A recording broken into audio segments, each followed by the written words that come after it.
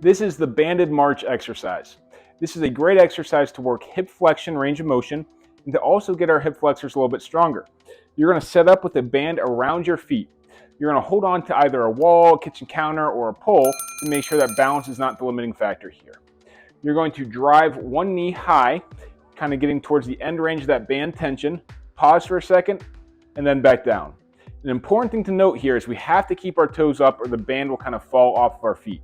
So we're both working that hip flexor here. We're also going to work on the front of the shin muscles a little bit so that that band doesn't come flying off. We're going to go for about 8 to 10 repetitions here, staying strong through the core and tall through your skeleton. So making sure that we're not compensating by kind of leaning forward or leaning to the side, but we're staying tall through our skeleton, going for about 8 to 10 repetitions here to really make the front of that hip burn. Okay? This is the standing band march. This is the hip hinge exercise. This is such an important movement to build capacity in, as we need to do this movement to lift things safely off of the ground. What you're going to do is you're going to set up with your feet about hip width apart. You're going to have a slight bend in your knees, and your center of mass is going to be right through the middle of your foot. You're going to stick your butt back, and your chest is going to come down towards the ground, and then squeeze your hips to come back up. Okay? So butt comes back, chest comes down as if we're about to lift something from the ground, and then back up. In the end position here, my chest should be almost parallel to the floor, and my shin bones should be perpendicular to the floor. My butt comes back, my chest comes down, pause, and back up. A couple things to note here. When I come back up, I'm making sure that my shoulders and my hips are going to move at the same rate.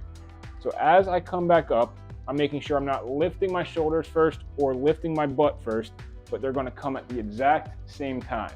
Okay, about 2 to 3 rounds, 8 to 10 repetitions. It's the standing hip hinge. This is called the lateral step down exercise.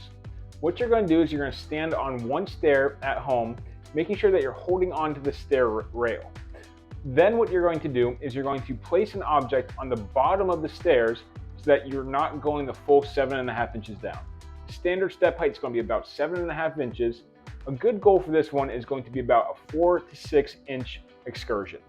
What you're going to do is you're going to sit your butt back, tap the object that you've placed on the ground, and then come back up, making sure your belt line stays level. So belt line should stay level here. Butt comes back as knee bends, tap the object, and back up.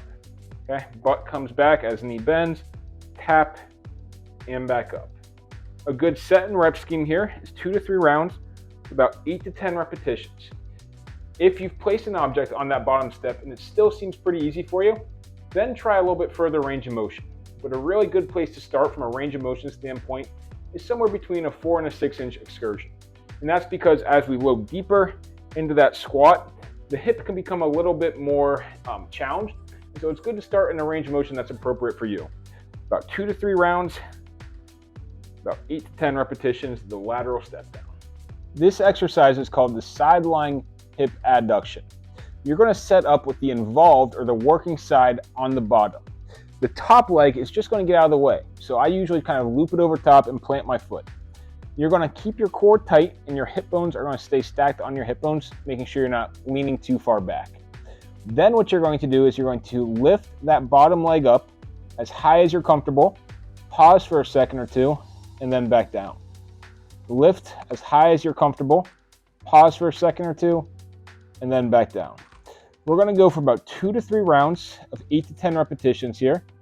If we feel like we need a little bit more challenge, add some external load with an ankle weight.